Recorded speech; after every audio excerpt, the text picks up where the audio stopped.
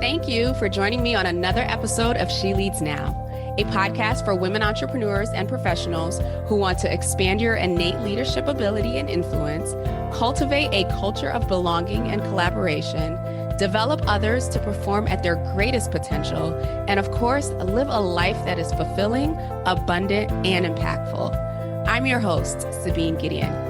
After nearly 14 years of climbing the corporate ladder as an HR professional and a leader, I became a corporate dropout and have spent the past several years helping organizations and leaders align their business goals with their talent strategies, strengthen their leadership bench, and create environments that employees actually want to be a part of. Tune in every Wednesday for insight, practical tools and strategies, as well as inspiring stories from other women leaders who have climbed the ropes and are now making a huge impact within their spheres of influence. Looking forward to chatting with you soon.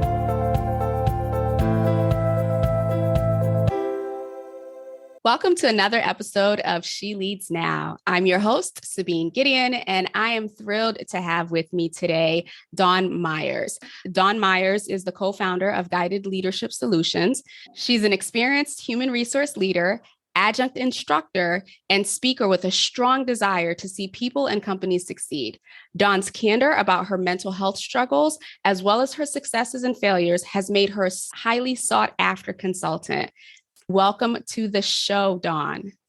Thank you for having me. It is an honor to be on this show.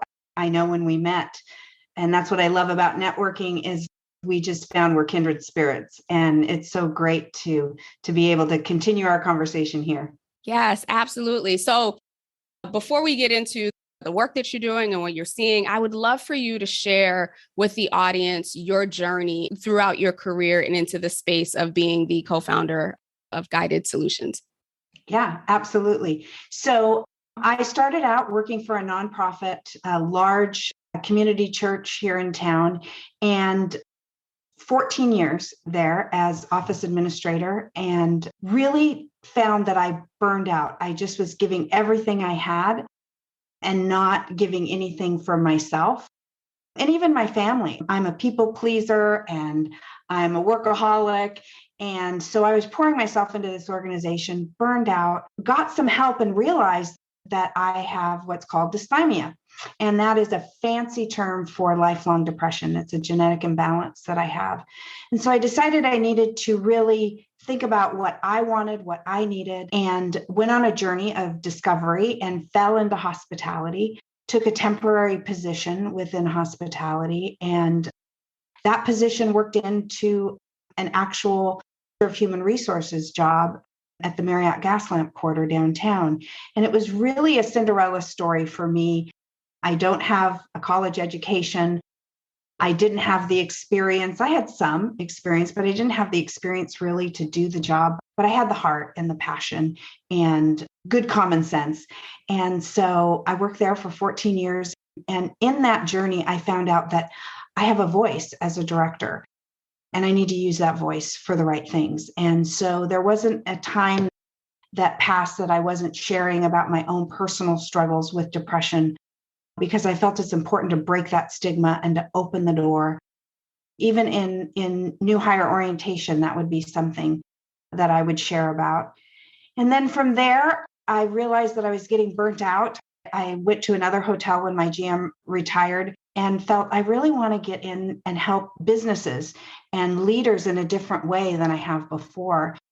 And again, as your network aligns and those types of things, I met who's now my business partner and am able to do that. It's amazing the satisfaction I get from helping clients kind of walk through their struggles and their journeys and create a solid HR foundation. Yeah, I love that. So tell us a little bit more about Guided Leadership Solutions and what it is that you do there and how you support clients. Sure. So we kind of have two sides to Guided Leadership Solutions. There's one side of it that is an HR advisory program. So we have programs that are just phone a friend, right? You just need that access. There are so many businesses that are just going it alone. So we have our advisory side, and then we also have our total HR solutions, where we dive in with the clients and we've rolled up our sleeves and we're in there in the trenches. And that's where it's great to do the advisory, help keep people out of legal trouble and that kind of thing. But when you can get in the trenches with someone and use what comes very naturally to you to help them better themselves personally and professionally and as a business, it's amazing. It's amazing the transformations that happen. And so just going back, I just had a thought here. So you obviously made the leap from corporate to entrepreneurship. What has that transition been like? It's been amazing and scary all at the same time. I had worked for so many years to build my career and been intentional about it. Once I realized, hey, I can really do this, and been very intentional about it. So I had a great salary, great benefits, all those things. And my husband is his own entrepreneur. And so that kind of business can be up and down as far as finances. Well, I was always the steady.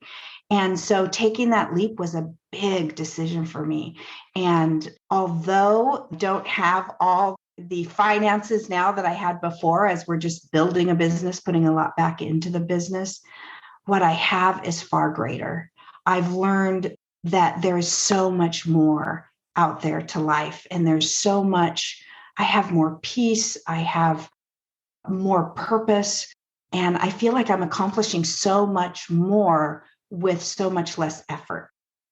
Thank you for sharing your journey. I'm curious now. You've been in this space. Well, you've been in HR for a very long time, but certainly in the space where you are working directly with businesses, you're working with CEOs, small and large.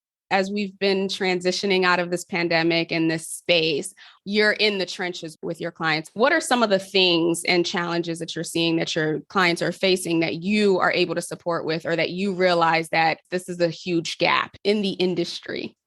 Yeah, that's a great question, Sabine. I think the biggest thing is, especially for, well, any organization, but for the smaller, medium-sized organizations that we work with the most, they're doing so much more with so much less.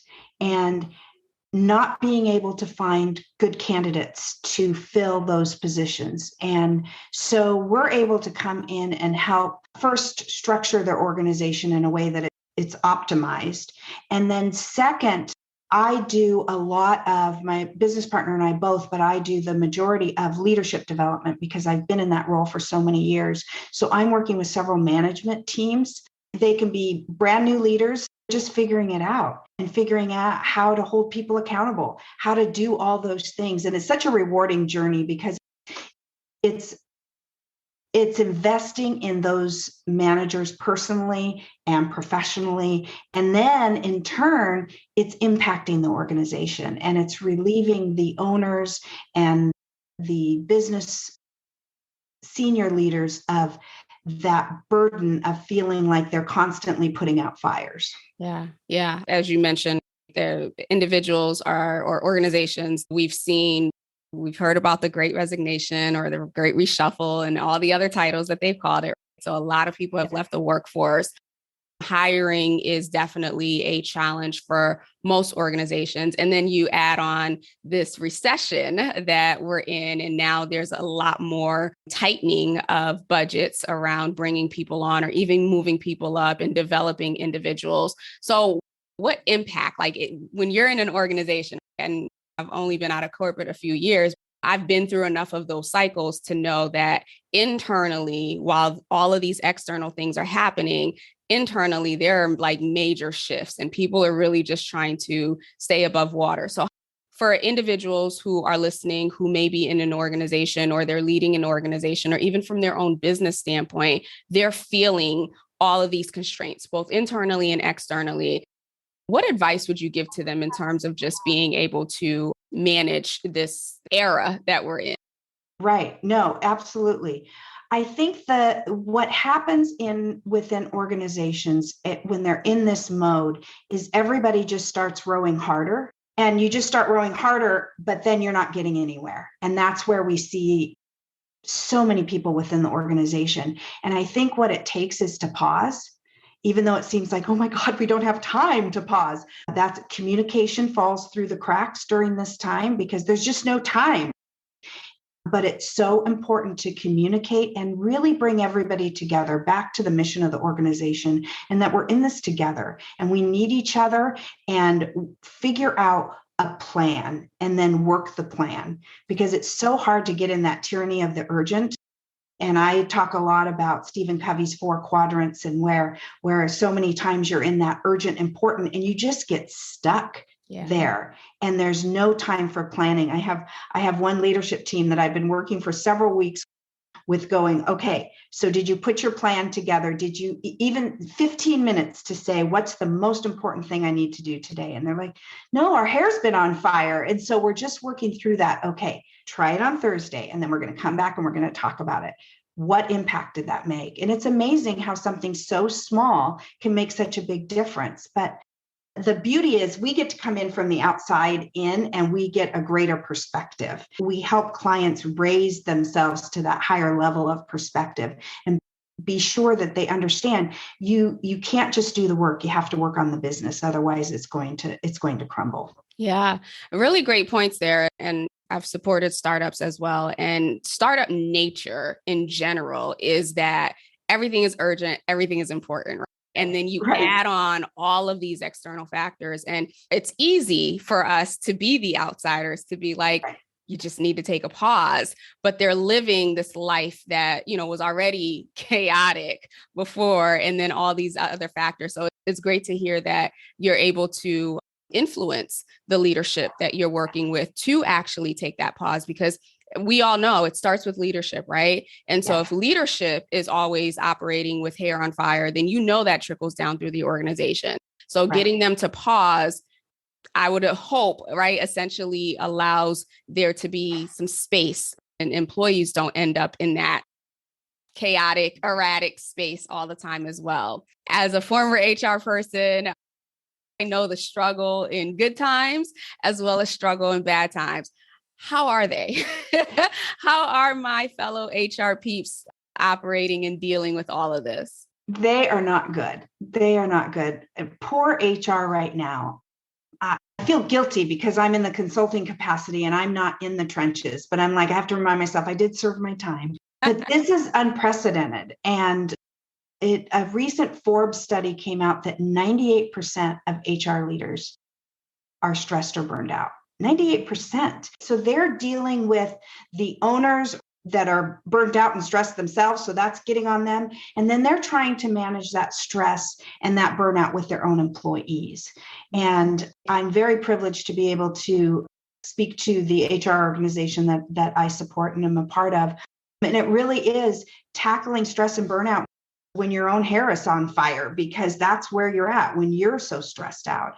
And it takes having practical tactics to do, but it also just takes reframing your mind and kind of getting out of what I call that emotional Groundhog Day, where it's just you get up and it's just the same stuff, different day, and you're just going through it. Whereas if you can really be mindful and shift your mind space, that can make a huge difference. Yeah, absolutely. And I imagine too that much of your own personal experience shows up in that workplace, because mental health has always been something that has been a focus for you personally, right? We're in a space where mental health is at the forefront, and whether it's in organizations, socially, whatever, there's more conversation around it.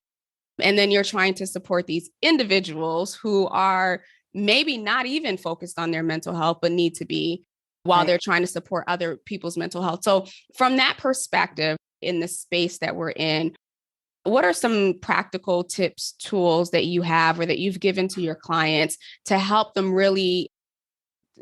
deal with what it is that they're dealing with? And I'll say one more thing as I think about the pandemic, right? So let's take outside the fact that we're in a recession and things are tightening and people being laid off.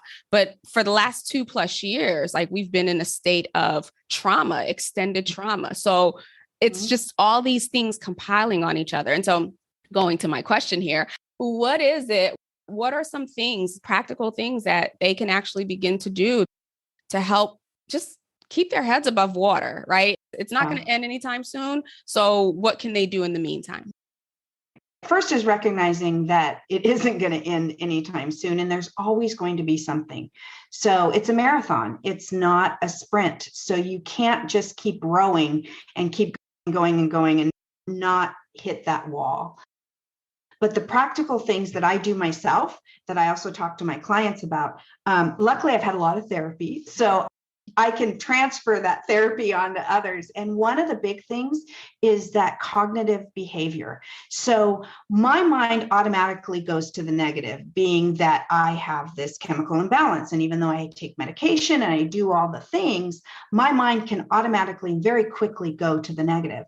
But I've got to train my mind differently, because my thoughts produce feelings, and then my feelings produce thoughts. And you can get caught up in that vicious cycle. And your mind, your brain doesn't know the truth. It only knows the truth you tell it. And so you have to start telling yourself the right truth. I'm going to have a great day. I'm going to impact someone's life today. What I'm doing is important. And this is not the end of the world. The sky is falling. Reframe that and say, this is a challenge that I get to tackle. So that's one huge way. Hey there. If you have been listening to this show for any amount of time, you know that I am extremely passionate about helping leaders, professionals, entrepreneurs grow, advance, and make an even bigger impact in the world. And with this passion as my driving force, I have created the Strategic Growth Accelerator. This accelerator is something that I've been using with clients one-on-one, and I've seen clients make amazing progress towards their goals and even crushed their goals and gone beyond what they believed that they were capable of when we first started working together. The Strategic Growth Accelerator is a 90-day program where you and I work together one-on-one to identify and to create a roadmap for you to achieve or exceed one specific goal. The Strategic Growth Accelerator is not just for anybody, and I don't mean that in a mean way. It is for individuals who know exactly what they want to achieve, but are stuck, aren't clear on the first step to take, or maybe they just want the support and the accountability of an experienced coach to come alongside them, to challenge them, and to push them beyond the limits they've created in their own mind. If that is you, I would love to work with you. I only have a limited amount of spots simply because I want to make sure that I am available and have the capacity to support you in any way that you need during the 90 days of us working together. Learn more about the accelerator and about the process at SabineGideon.com/accelerator. Again, that's SabineGideon.com/accelerator. I am so excited to really help you make 2022 your best year yet. If you have goals that have been sitting on the shelf or sitting in your mind or sitting on your whiteboard that you know you want to complete and or want to achieve this year, this is the program for you. Head over to SabineGideon.com/accelerator and sign up for a consultation for me to learn more about your goal and for us to decide if it makes sense for us to work together. So again, SabineGideon.com/accelerator. I cannot wait to work with you this year. See you inside the accelerator. There are two other things that I do, which really help me set my brain. And for me, I'm a fighter. So I'm not ever giving up. I'm going to fight until the bloody end. That can lead to physical problems, emotional problems, all those things. So I have to rewire my brain at times. And the way I do that is through star breathing. And you just trace the star and take a deep breath in, hold it, and then take a deep breath out and then keep doing it. But it's different than just regular breathing because you're focusing on that star and it resets your brain. And that's a great thing you can do really quickly. Another thing I do is I make sure that I get outside, I get out and just take a moment. It only takes a moment, but I do what's called the 5-4-3-2-1 technique. So it gets your mind off of whatever you're thinking. 5 things, 4 things you hear, 3 things you touch, 2 things you smell, and 1 thing you taste. And even if it's water, it's making your brain go through that cycle. And it really does. It resets that flight or fight. And you're like, okay, I've got this. So those are some things that I do and I talk to my clients about and HR peeps all the time. Oh my gosh.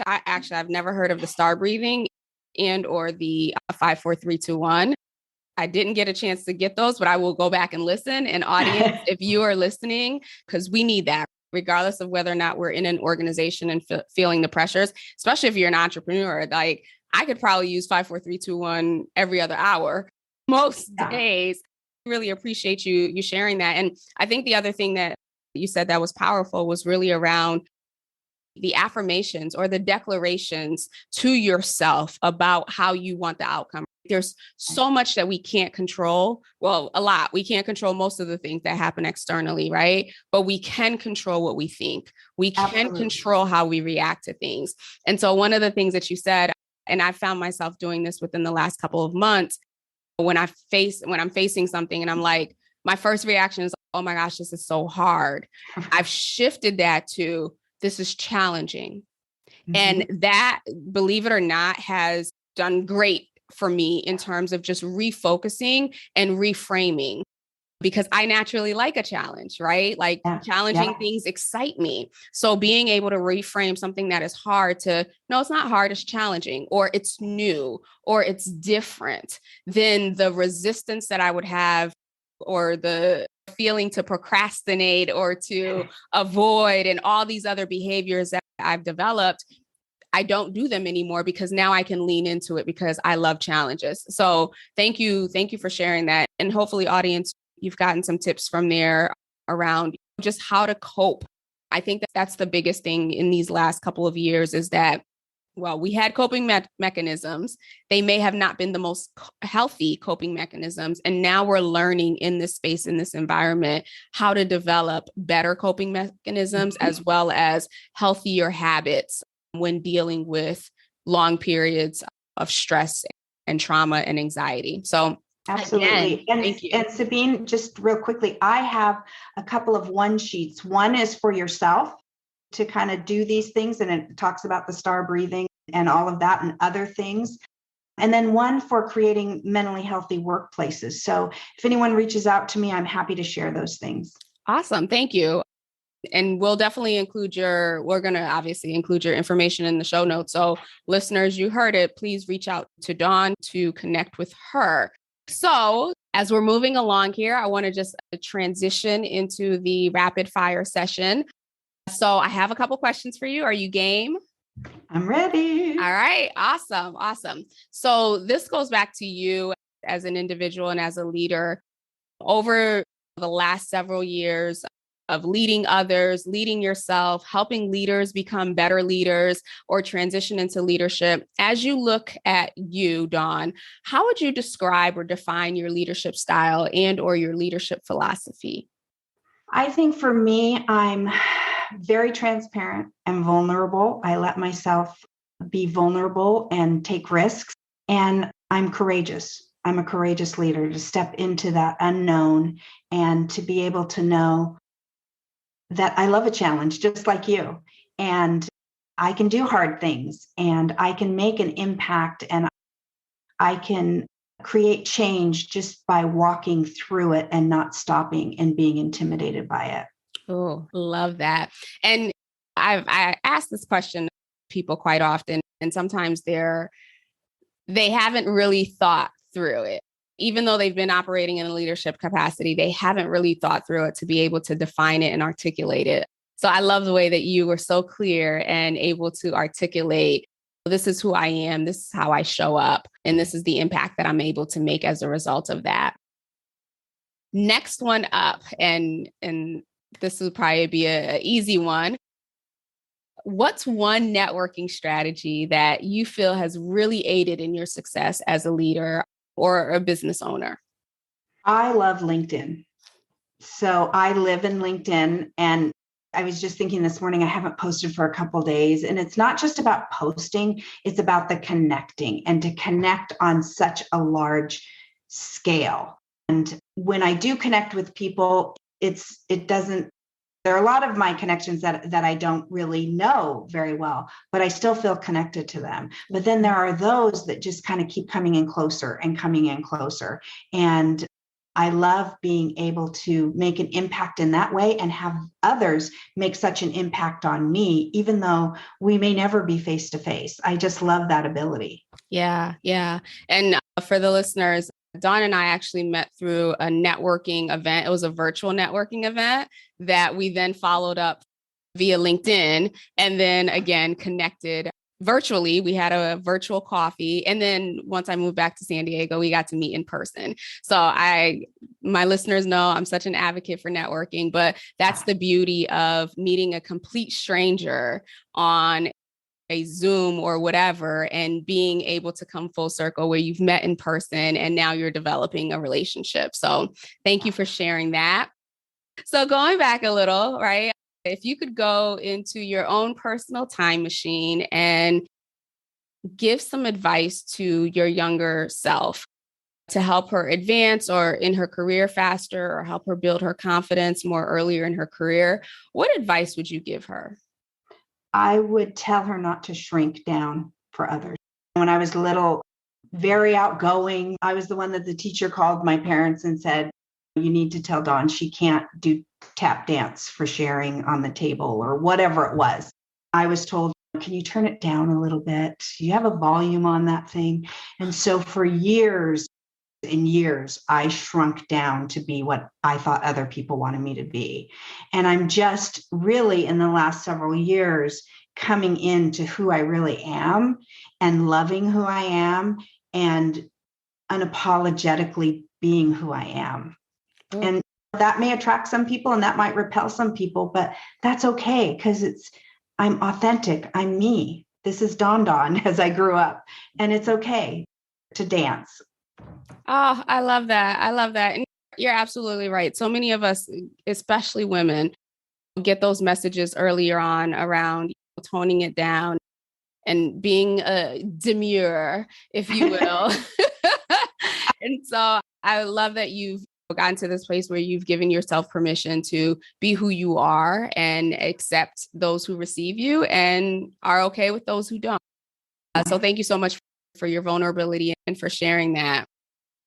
So 2 more questions. Leaders are readers, at least in my mind and in my philosophy. So as you think about your career and your journey and your pathway, is there a book or are there any books that have really stood out for you in terms of being pivotal in your success as an HR leader or even a business owner? Oh, so many. Probably as a business owner, the book E-Myth, that really I think I knew the principles and the things in it, but it really resonated with me and it helps me with other business owners because we start a business because we're good at something, but you just can't be that technician. You have to be the manager and you have to also be the entrepreneur. So just balancing those things. I think in leadership, the one that it's very basic, but very good, and I still use it in leadership development today, is Winning Well. In fact, I have it right here, and Manager's Guide to Getting Results Without Losing Your Soul. And it's so many times that we lose our soul in what we're doing. And to really just take a step back, like I talked about before, and putting a plan together for what's important and really basic steps on how to do it. Yeah. On the E-Myth, just to clarify, is that the E-Myth Mastery or the E-Myth Revisited? I know there's like a whole bunch of versions of It's the Revisited was the one that I read. Yeah. Okay. Awesome. Yeah. Awesome. We'll definitely include that in the show notes. That's actually, I have one in print and then the other one is in my Audible. So you're I have both right. as well. I did both as well. Great books. And Winning Well, I had not heard of. So we'll definitely include that. And I will be adding to my Audible catalog yet again. So thank you for those recommendations. And then lastly, Dawn, you've worked the ladder, if you will, to get to the place to where you were in corporate America and hospitality. You've now transitioned into entrepreneurship and you're in building and expanding and growing and have moved into phase 2. As you think long term, and I want to position this as like the 80-year-old on the porch with the grandkids or the great grandkids surrounding you, what do you envision your legacy being at that stage in your life? I think at that stage in my life, it would be knowing that I loved well and that anyone who came within my presence walked away feeling better. Oh, I love that. As I've asked this question to other individuals, I've now just gotten to a place, especially when I do workshops, I challenge people like, okay, how are you doing this every day? Right? Because it's one thing for us to look at it like kind of long term, and this is what I want this to be, remembering that we build legacy every single day, every interaction. So thank you so much for sharing that. So with that, I definitely want to give you an opportunity to share with the listeners where they can connect with you, how they can connect with you, and if they need support from the HR perspective, the leadership perspective, how they can get in touch with you and your partner. Absolutely. So obviously you can find me on LinkedIn, Dawn Myers, and you'll see Guided Leadership Solutions. We also have a Guided Leadership Solutions page on LinkedIn that you can subscribe to. And we put all kinds of information and things in there. Our website is guidedlead.com. And you can reach out in any one of those ways. I would love to connect. I love meeting people. I was just talking to a client this morning, and it's like just talking to a friend. And I do business on a very personal level. I think too many businesses have taken the human side out of it, and you can't separate that. And so I love that I get to love people every day, even in business. Yeah. Thank you for that. And so we'll include your show links as well as the website down below. And I can tell you, I can attest, having met her in all these various capacities, that she really, truly is genuine and open and vulnerable and candid. So definitely encourage you to reach out. So with that, Dawn, thank you again so much for being on the show. Thank you for sharing your wisdom. Thank you for these tips, these practical tips around 5, 4, 3, 2, 1, as well as the STAR breathing that Sabine will definitely be applying. And hopefully the listeners are as well. With that, we will leave you. Have a wonderful rest of the day. Take care. Bye. Thank you for tuning in to another episode of She Leads Now. If you found today's episode helpful or got a piece of insight that you plan to implement in your business or organization, I would love to hear from you. Connect with me on LinkedIn at Sabine Gideon, that's my handle, and send me a private message. Or feel free to go ahead and leave a review on either Apple or Spotify. I also invite you to share this episode with anyone in your network who you think might benefit from this content. Lastly, be sure to check the show notes and the description below for links to resources, including relevant downloads, articles, and any upcoming training. Until we chat again, have a blessed and powerful week.